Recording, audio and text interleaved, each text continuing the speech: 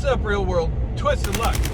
I hope all of you are good, and I thank all of you for being here, and I really do appreciate you. So, Uvalde, I don't know, however you say it, tomato, right? You know what I'm talking about. There's more to talk about since the last video a few days ago when that surveillance video came out, and I was able to see that. Real quick, I want to mention, though, this latest mass incident at an Indiana mall that was stopped by an armed citizen, an armed bystander, right?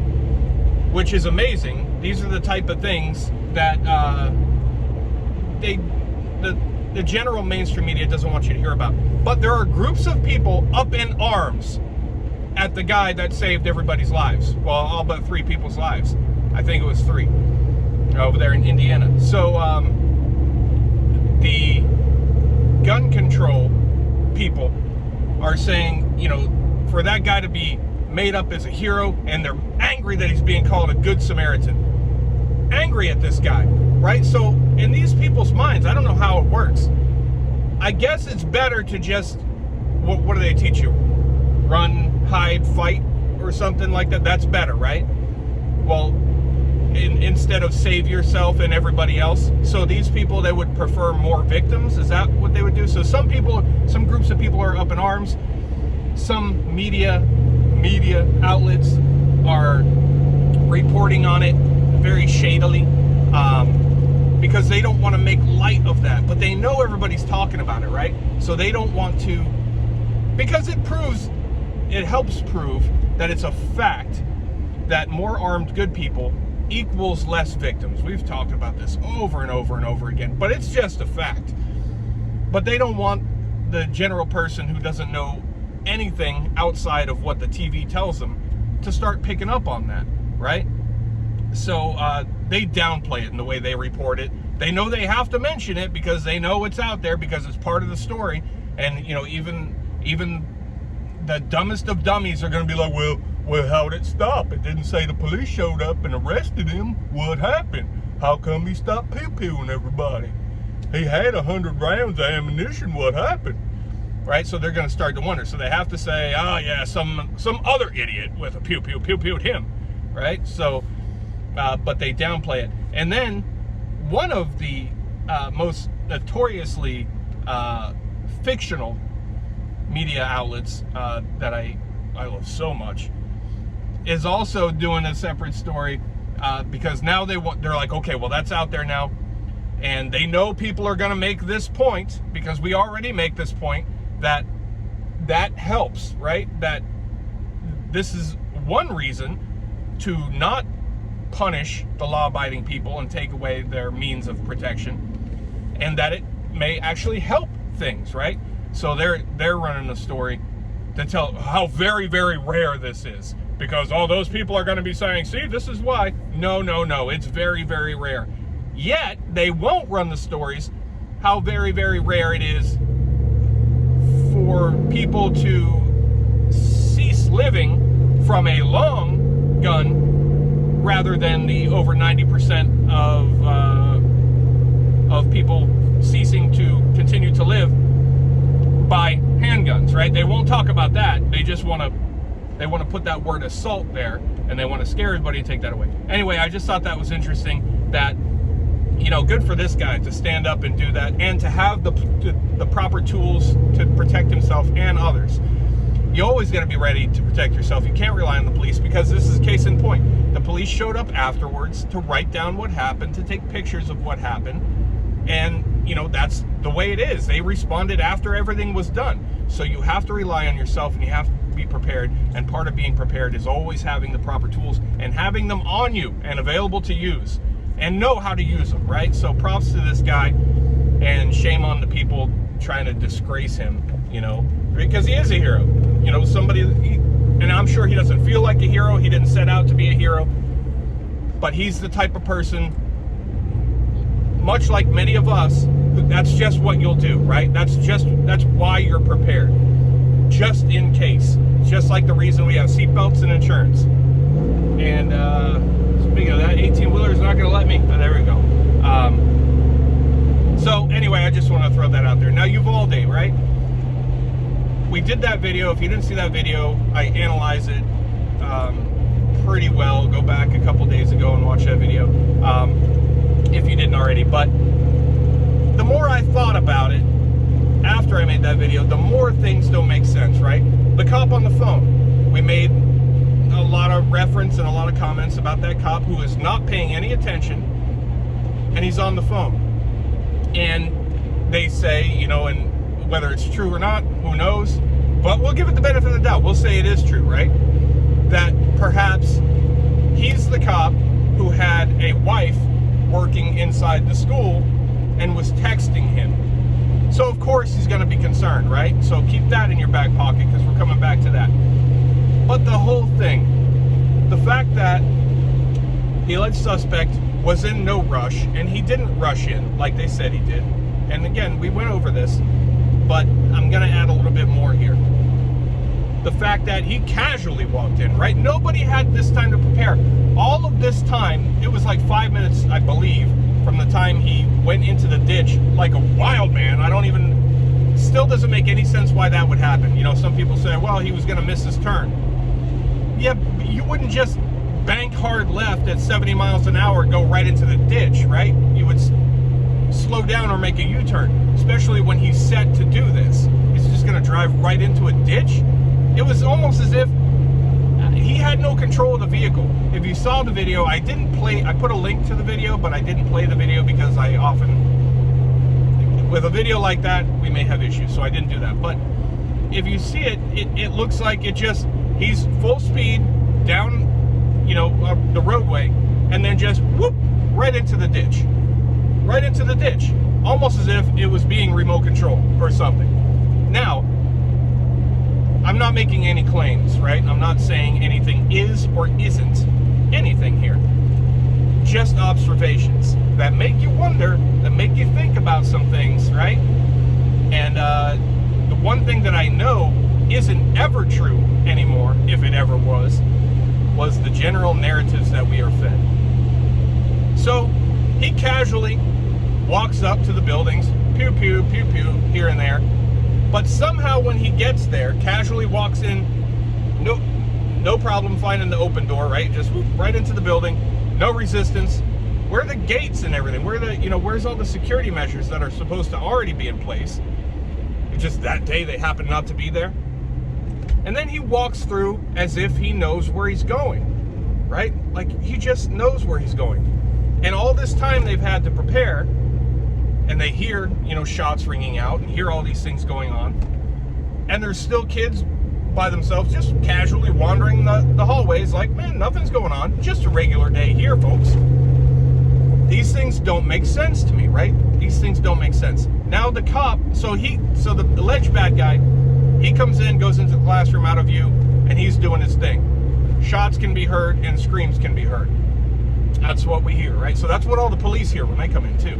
And when the police get there, they know what's going on. Especially this one cop who's hearing it on the radio from all the 911 callers and whatever else, and he's getting texts allegedly from his wife. So let's say that he was so distracted because his wife, right?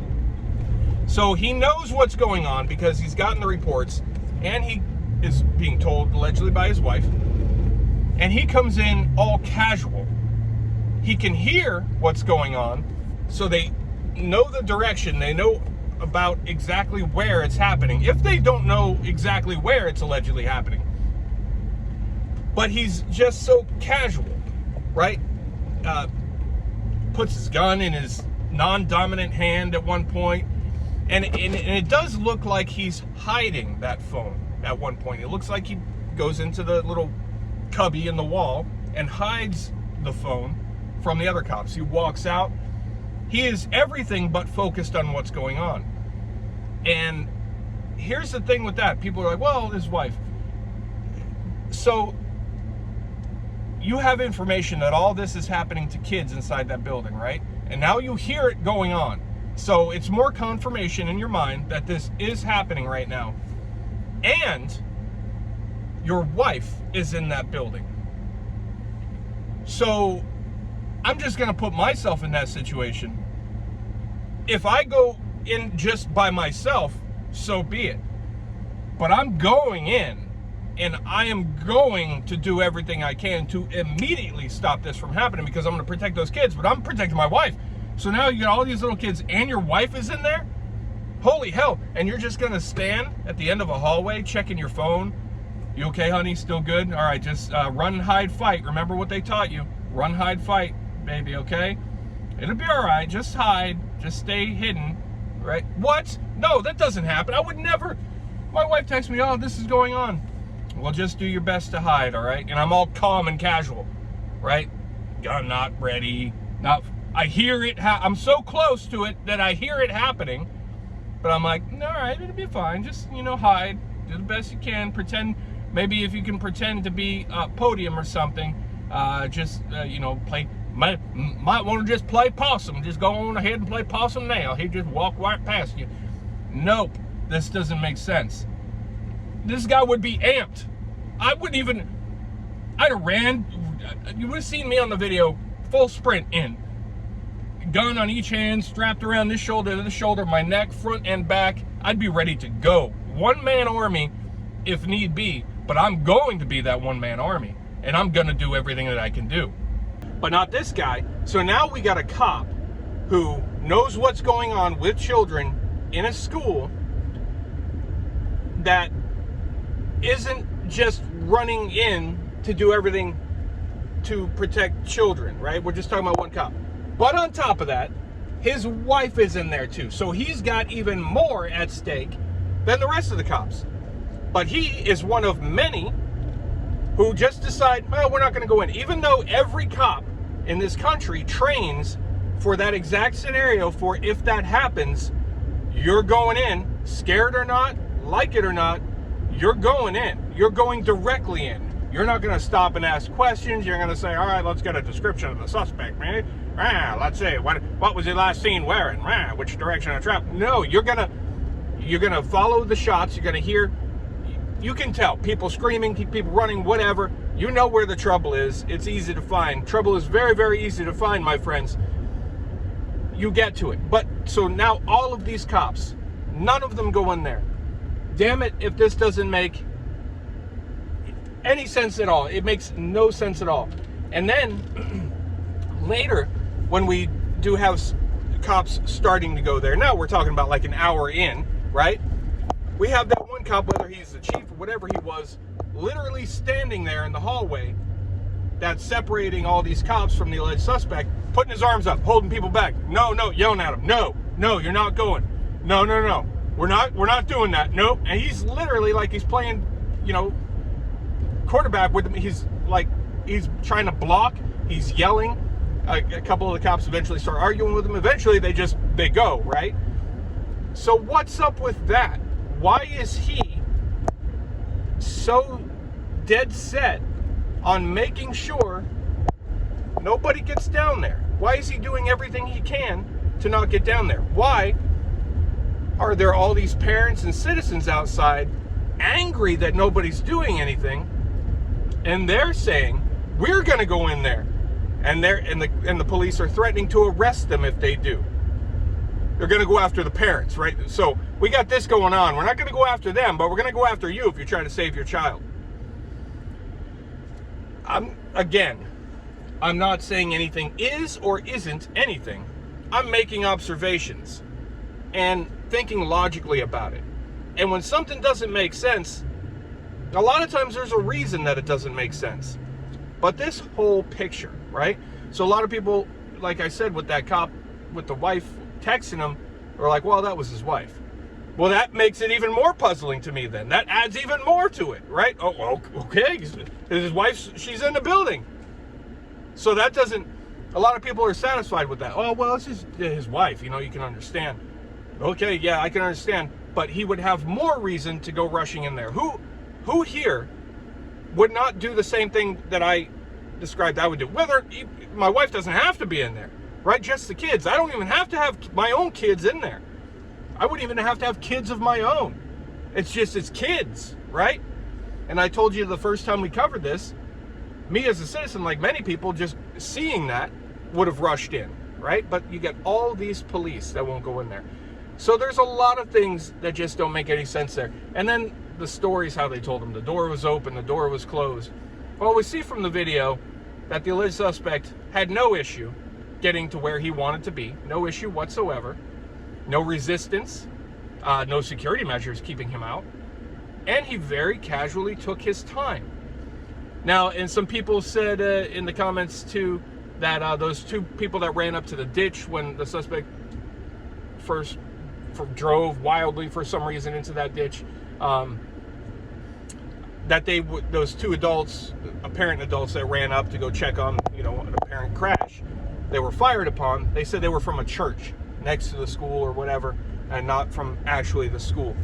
But still, you hear the loud crash, right? And we've covered this, and you hear the shots ringing out. You hear all of this, and it's not like a split second later, and the guy was in the school. No, it took a while for him to even get out of the truck, out of the ditch, and then he walked. I didn't see him on video run one step. Just very casual. When he entered the building, also very casual. These things, you let me know what you think, but these things don't seem right to me. So obviously, share your thoughts and what you're thinking. There were some other things too that I wanted to bring up, and now that I'm yapping about it, they've slipped my mind. But some standout things to me are driving into the ditch, right? Because that really does seem like a big deal to me. It seems, like I explained before and in the other video, that when he's intent on going to do something, right, and he seems to know where he's at the school, so it seems to know, he would seem to have known where the school is located as he's driving. Maybe he's in a frenzy, right, and he's in this rush and he's not paying attention. He's like, oh crap, there it is.